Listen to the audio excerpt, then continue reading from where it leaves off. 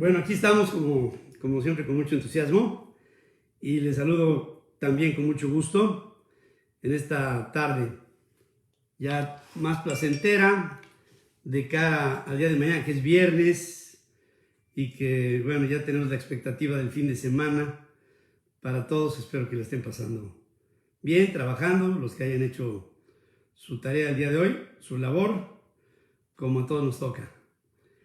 Bueno, en primer lugar, quiero saludarles a todos. Karen, Alejandro, Marta Ríos, buenas tardes. Gerardo Casas, Carlos Reyes, buenas tardes a todos.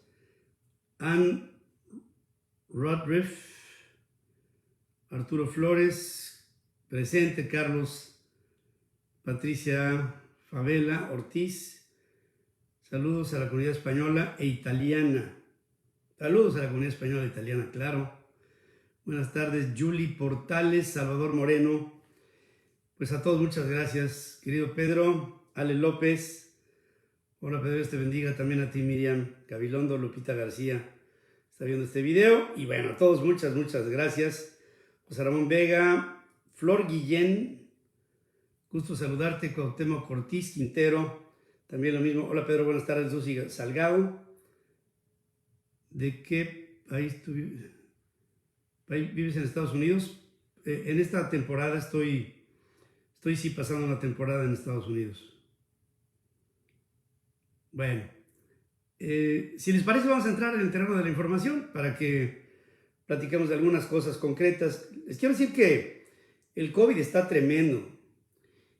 Empecé a convocar a ustedes, a nuestro querido público, para que a través de hashtag Opinión Central hicieran un video corto de 20-30 segundos en el que me plantearan un problema específico. Muchos de los que hemos recibido están ligados con el regreso a clases, y incluso maestros han hablado en nuestro foro y nos han reiteradamente dicho que no quieren el regreso a clases presenciales bajo las condiciones en las que el COVID está pegando a México, por la falta de vacunas, por la falta de insumos, por la saturación de los hospitales, por el cansancio del personal médico, por el sistema de salud, por todo lo que sabemos que ha sido un problema. Y entonces, ahora acaba de llegarse a una conclusión, y es que el regreso a clases va a ser voluntario. Y se está acordando entre la Secretaría de Educación Pública que sea así. Se reflexionó que existe consenso respecto a lo que es deseable, que sea el retorno a las aulas, y a lo que es posible. Y se llega a concluir que no puede ser obligatorio. Se mantendrá la operación del programa Aprende en Casa para aquellos que no vuelvan, por supuesto, a los salones, pero para los que sí, se les va a aplicar un protocolo que considera 3 filtros: en casa, en la escuela y en el aula. Y permanece el requerimiento para que los padres de familia y los tutores entreguen una carta responsiva para autorizar la presencia de los menores. Es decir, bajo el propio riesgo asumido por el padre de familia. Esto es lo que se ha acordado. Fíjense, para que tengamos una idea del reporte de las camas con ventilador para pacientes con COVID en el Estado de México, llegó a una saturación del 50% el martes, y así el Estado alcanzó cifras amarillas en indicadores del sistema de información de la red. Esto ocurrió, la última vez que tuvimos un sistema saturado así en el Estado de México fue en el mes de febrero, que se reportó una ocupación de camas con respirador del 51.5%. Desde entonces la utilización de camas con ventilador se mantuvo en números verdes, es decir, por debajo del 50. Ahora trepa otra vez arriba del 50. Y bueno, ya se encontró un nuevo pretexto por la falta de infraestructura que tiene el gobierno federal para distribuir las medicinas a los hospitales y a las instituciones varias de salud. Se llegó a el recurso de subrogar el servicio de distribución. Entonces, este servicio recae en 3 empresas contratadas, que ahora resulta que son las responsables de la carencia de medicinas en los hospitales públicos. No es un problema del gobierno, sino de las empresas que subrogaron para lo mismo. Un indicador que está hablándonos sobre el calentamiento de la economía en México es la tasa de interés. El Banco de México hoy decidió subir 25 puntos base la tasa referencial para ponerla en 4,5%. Reconoce que el objetivo será mantener a la inflación controlada, pero ya también el Banco de México está reconociendo que la inflación deseable de 3% más o menos 1 punto porcentual, o sea, uno arriba o uno abajo, no va a llegarnos, si todo va bien, hasta el año 2023. La inflación en lo general está en 5,7%. Para el cuarto trimestre del año estaríamos en 4,8%. O sea, en este tercer trimestre 5,7% y la tendencia sería a bajar. Las inflaciones subyacentes registraron tasas anualizadas que van hasta el 5,81%. Y entonces, el todavía gobernador del Banco de México, Alejandro Díaz de León, Irene Espinosa y Jonathan Heath votaron a favor de la decisión de aumentar en 25 puntos base la tasa de interés referencial para mantenerla en un nivel de 4,25% a 4,5%. La próxima decisión de política monetaria del Banco Central estará programada para el 30 de septiembre. Y es probable que venga otra alza. Pues sí, Mario, tienes toda la razón. Ante las condiciones prevalecientes, no es posible el regreso a clases presenciales. No es posible. Hoy por la mañana les hice un comentario que está ligado con este concepto de este sexenio, que es el concepto del bienestar. Y recordaba, allá en tiempos idos, en la época de Carlos Salinas de Gortari, que se utilizó muchísimo un concepto, el concepto de la solidaridad. La palabra en el sexenio se desgastó y es igualito a lo que le está pasando ahora al presidente López Obrador.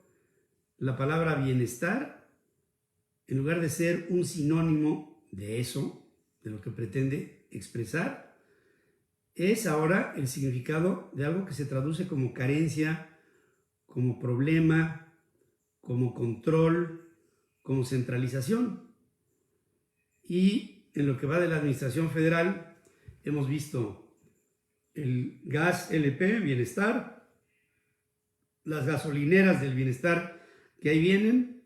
Ya hay algo que a lo mejor se nos ha ido por ahí de la mano, pero que por supuesto que tiene que ver con todo esto, y es el Banco del Bienestar. Nada más para que se den una idea de cómo está la situación en esta organización, si es que se puede llamar esto una organización. El Banco del Bienestar trae un nivel de morosidad del 19,33%. Nada más para que nos demos un colorete. 19,33% la morosidad del Banco del Bienestar. La media de morosidad en la banca mexicana es del 2,45%. La morosidad en el Banco del Bienestar es casi el 20%. Nada más con eso. Sucursales que no se han empezado, sucursales que se han abandonado por falta de recursos en su construcción, cajeros bancarios que se han comprado y almacenado porque no tienen dónde ponerlos, sistemas de comunicación tecnológica con los potenciales clientes del Banco del Bienestar desvinculadas. La idea es integrar a más gente hacia la bancarización y el Banco del Bienestar es una verdadera tragedia nacional.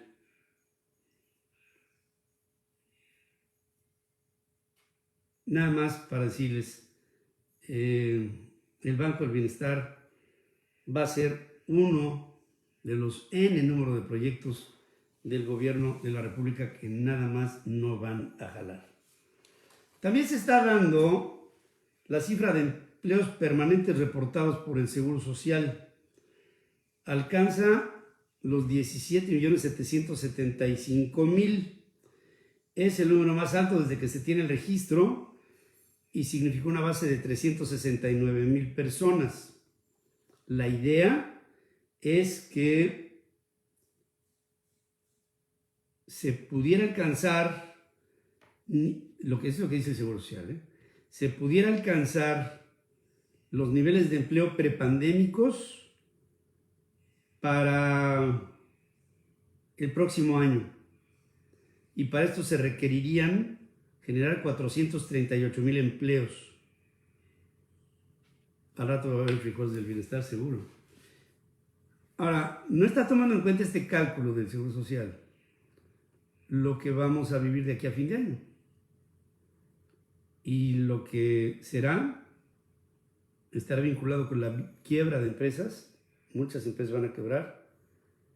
Y estará vinculado con el outsourcing, que al haber desaparecido, vemos cómo está operando el SAT, los registros para las empresas. Hay una serie de obstáculos sobre regulando el establecimiento de la normalización de las mismas y vamos a tener un desempleo rampante. Hablando de lo del bienestar, López Obrador turnó a la Profeco el conflicto del gas LP.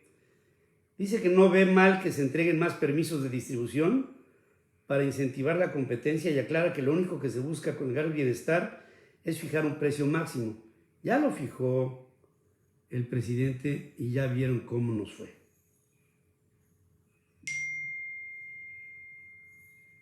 Don Pomerillo.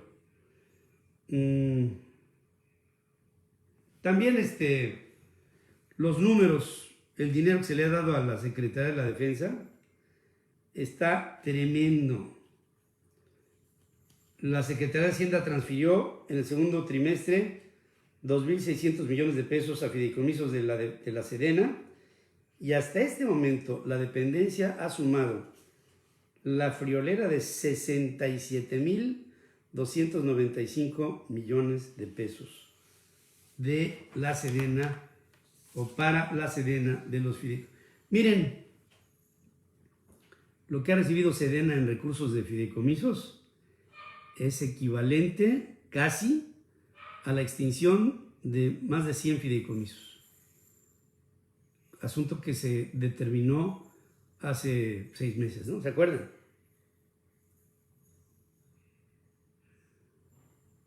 También el espacio aéreo seguimos en categoría 2 dentro de la FAA y a más de 4 meses de operar en esta categoría, el rediseño del espectro aéreo en el Valle de México que puso supuestamente en marcha el gobierno, trabaja con rutas de aproximación al Aeropuerto Internacional de la Ciudad de México, que son más largas y con mayor consumo de combustible, contrario al ahorro prometido que se había visto, según señalan algunos pilotos y controladores aéreos. ¿Qué significa esto? Sí, compra el ejército. Esto lo que significa es que como los espacios aéreos en torno a la zona metropolitana son cortos, los aviones tienen que ir haciendo sus esperas mucho más lejos de los aeropuertos que serán parte del sistema aeroportuario metropolitano y va a haber muchos mayores costos de operación para las aerolíneas.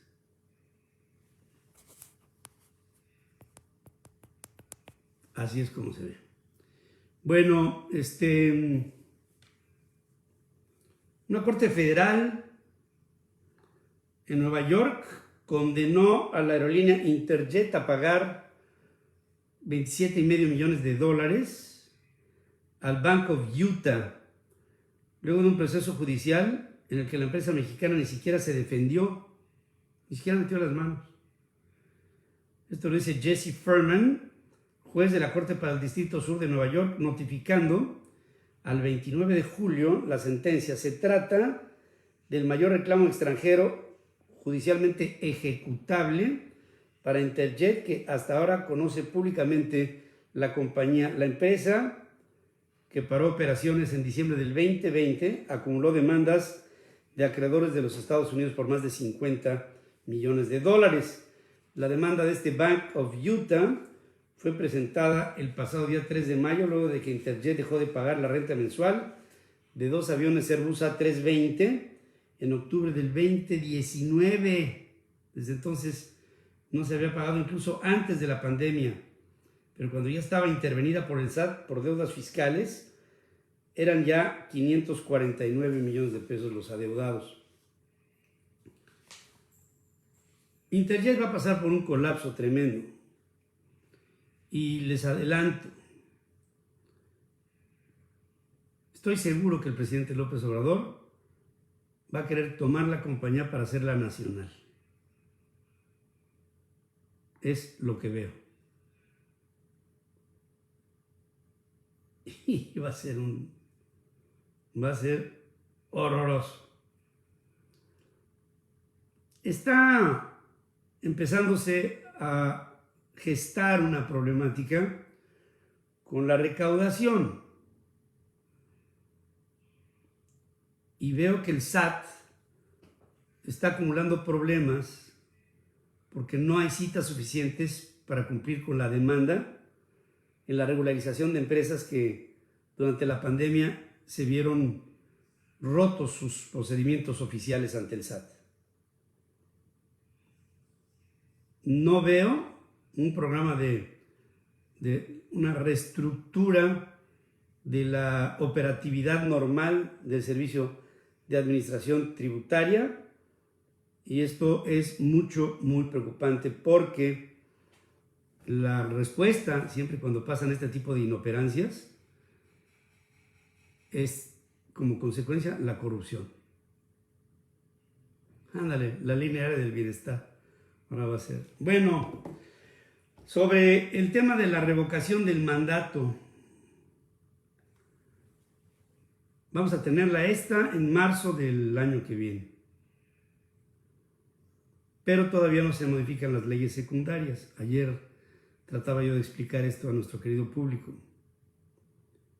Si no se modifican las leyes secundarias, en términos muy claros, la convocatoria será anticonstitucional. Porque pensemos como posibilidad que saliera que se le revocara el mandato al presidente, que no va a ser. Entonces esto afectaría a los derechos de las personas que votaron para que el presidente gobernara 6 años. Esa modificación se tiene que hacer en las leyes secundarias. Y no las veo. También les quiero, y tiene que hacerse, ¿eh?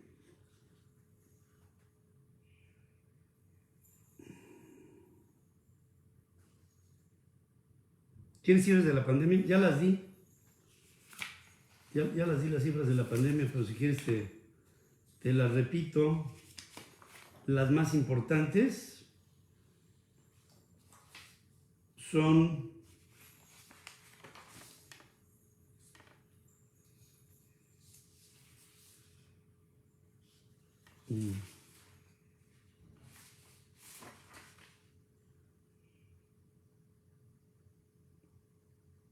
saturación en el Estado de México, en camas, y los números de la pandemia sumaron 22,750 en el último día, en las últimas 24 horas. Bueno, fue instalada ya la comisión que va a organizar la elección interna en el Partido Acción Nacional. Yo sigo viendo al Partido Acción Nacional muy dividido. Va a haber estos tiradores para la selección interna de quien sería el nuevo presidente del PAN está apuntada una diputada federal que es Adriana Dávila, un ex candidato al gobierno de Tabasco que es Gerardo Priego, Francisco Domínguez, hoy gobernador de Querétaro, y Marco Cortés, el actual presidente del PAN. Veo a Marco Cortés aferrado al PAN y pienso que él va a tratar de quedarse al frente por otro periodo. Yo francamente creo que al PAN le hace falta un mayor liderazgo. No, bueno, voy a expresarme bien. Le hace falta un liderazgo. ¿Cómo le hace falta liderazgo a los demás partidos políticos? El PRI no tiene un líder que valga la pena, el Partido del Trabajo tiene un remedo de líder, el Partido Verde Ecologista, pues qué les cuento, el Partido Morena, por Dios digo, Mario Delgado es impresentable, el PAN tiene un presidente que no es un líder, no lo veo como un líder, no tiene el arrastre ni el carisma de un líder. Y si es que van a querer en la oposición a Morena presentarse más fuertes hacia la segunda mitad de la administración de este pobre presidente, el PAN va a tener que hacer un esfuerzo mayor para presentarse como un partido político unificado. Y no lo veo por ningún lado. También les quiero decir que Zacatecas sigue siendo un lugar de mucha inseguridad. Acaba de verse otra vez una escena dantesca, 6 personas semidesnudas con huellas de tortura y una lona con mensajes amenazantes fueron colgados de un puente en la carretera estatal 120 en Zacatecas, según confirma la Secretaría de Seguridad Pública. Estos espectáculos se dan como una forma que tienen los grupos delincuenciales para calentar la plaza. Se calienta la plaza con esto, porque esto mete miedo a los habitantes. Una vez teniendo miedo, llegan los trabajos de extorsión y ante los colgados la gente se deja extorsionar. Ante la falta de una estrategia de seguridad, la gente se deja extorsionar. Ante la imposibilidad de que acudas a alguna autoridad para que te defienda, la gente entonces se deja amedrentar. Zacatecas es un ejemplo de todo esto. Y pues también decirles que el número de migrantes que han tratado de pasar a la frontera con los Estados Unidos ha venido creciendo tremendamente. Nada más para que nos demos una idea, en julio pasado, Estados Unidos registró el mayor número de cruces ilegales de la frontera en los últimos 21 años. Esto lo acaba de analizar el Washington Post. Los datos de la Oficina de Aduanas y Protección Fronteriza nos hablan de 212,672 migrantes cruzaron ilegalmente en el mes de julio, un incremento de 13% frente a la cifra del mes anterior. Y ahí sí, ante el desempleo, el colapso económico que se viene en América Latina, yo sí veo que el incremento de casos de migrantes ilegales va a crecer exponencialmente y ese va a ser un asunto que le va a tocar de lleno a Ken Salazar como el nuevo embajador de los Estados Unidos en México. Fíjense. Los datos del censo 2020 en Estados Unidos mostraron a una población más diversa. El número de personas blancas en Estados Unidos declinó por primera vez desde 1790. según The Washington Post. La población blanca disminuyó de 223.600.000 en el 2010 a 204.300.000 en el 2020. En 10 años hay menos población blanca en los Estados Unidos. También decir que la pandemia en algunos estados de la Unión Americana está tremenda. Hospitales en Texas advierten sobre escasez de recursos durante una semana en la que más de 10,000 pacientes con COVID fueron ingresados. Al menos 53 hospitales de Texas tienen sus unidades de cuidados intensivos a su máxima capacidad.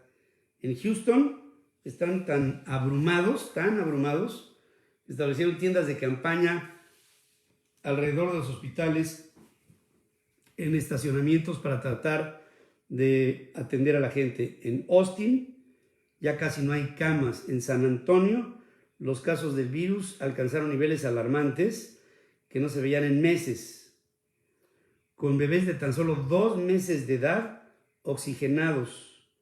Los directores médicos han responsabilizado al gobierno del estado del mal manejo de la pandemia, ya que aquí Greg Abbott insiste en que no se utilice ya el cubrebocas y que se viva normalmente. Luego les doy como dato que ha surgido un medicamento experimental desarrollado por científicos de Israel que ha logrado curar 83 de 90 pacientes con COVID en los últimos 5 días. Tengo poca información, solamente sé que se llama el medicamento Exo CD24, que es un spray nasal. Es lo que tengo. Las pruebas han sido hechas por médicos griegos y patrocinadas por el gobierno de ese país. Este Exo CD24 no afecta al sistema inmunológico, sino a la sobreactivación del sistema inmunológico como tal. Y esa es la base de la medicina, lo que se conoce como tormenta de citocinas, que es lo que causa el deterioro clínico en los pacientes por COVID. Bueno, hoy en la mañana Adriana Braniff nos estaba comentando sobre Afganistán. El Pentágono desplegó miles de infantes de marina en posición para una posible evacuación de la embajada de los Estados Unidos y ciudadanos norteamericanos de Kabul, mientras que la administración del presidente Joe Biden se prepara para un colapso del gobierno de Afganistán dentro de a lo más 30 días. En abril, Joe Biden anunció que las tropas de los Estados Unidos se retirarían de Afganistán, dejan un vacío de poder y ahora la rebeldía afgana está poniendo en jaque al gobierno de ese país ante la ausencia de las tropas norteamericanas en Kabul.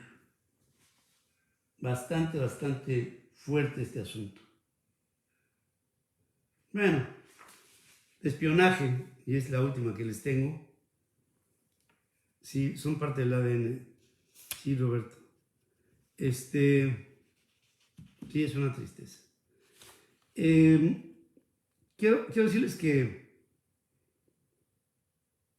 expertos en derechos humanos que colaboran con la Organización de las Naciones Unidas pidieron a los países que venden o transfieren spyware y otras tecnologías de vigilancia que desistan de esa actividad hasta que se hagan normas, marcos referenciales legales para su uso, a fin de garantizar que no se violen los derechos de terceros.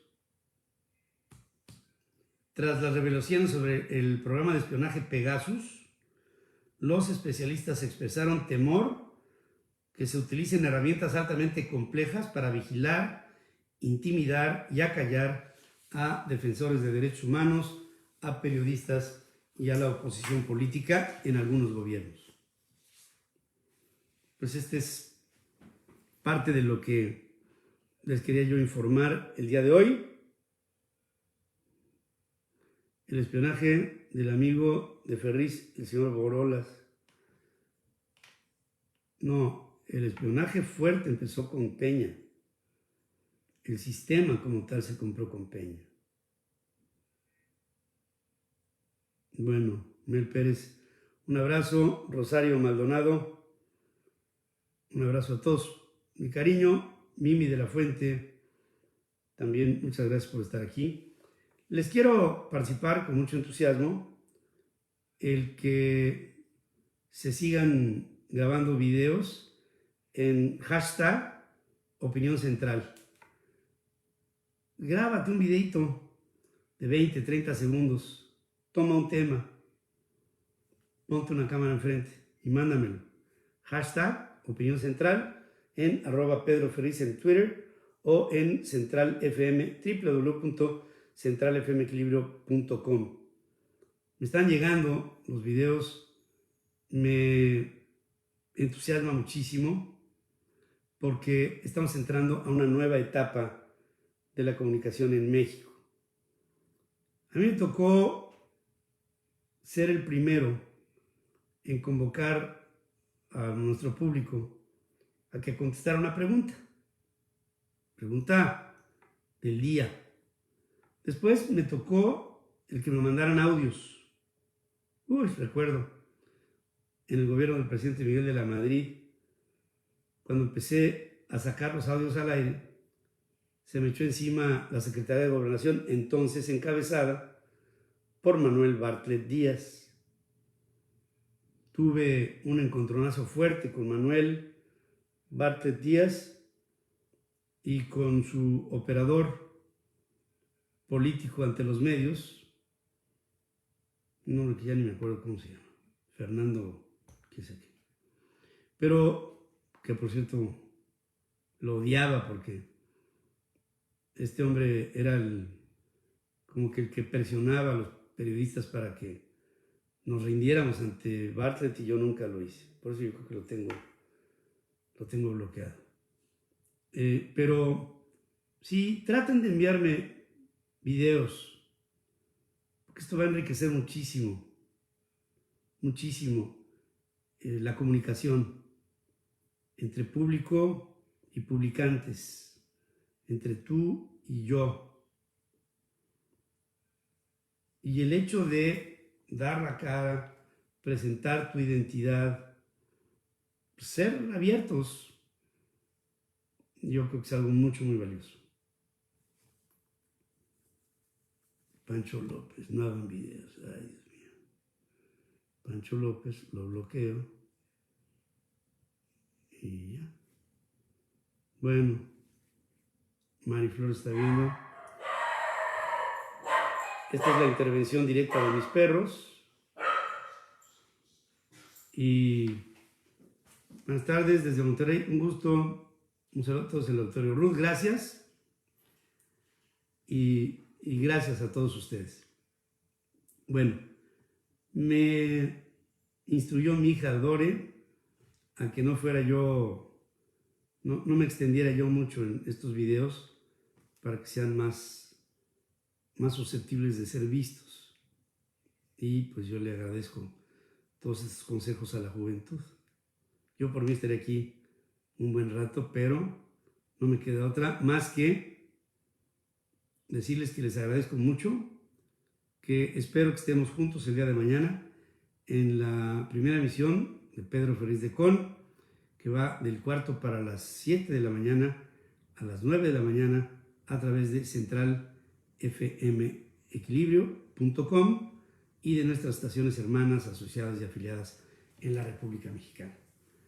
Gracias por estar conmigo y recuerden también hashtag Opinión Central, mándenme sus videos, quiero saber lo que piensan de los temas que ustedes escojan. Es libre el tema y pueden hablar de lo que ustedes quieran. Dice Pau Barrera, dice, no sé usar bien o hacer un video, ni pensarlo. Yo soy de escribirte. No sabes hacer el video porque no lo has hecho nunca. Hazlo. Lo más más que puede pasar es que cuando lo veas, te sientes satisfecha de haberlo hecho. Hazlo. ¿Sale? Bueno. Personalmente veo que está bien si te extiendes. Pues te lo agradezco mucho. Namaste. Namaste. Gracias. Gracias a todos. Tengan ustedes muy buenas noches. Hasta mañana. Que la pasen bien.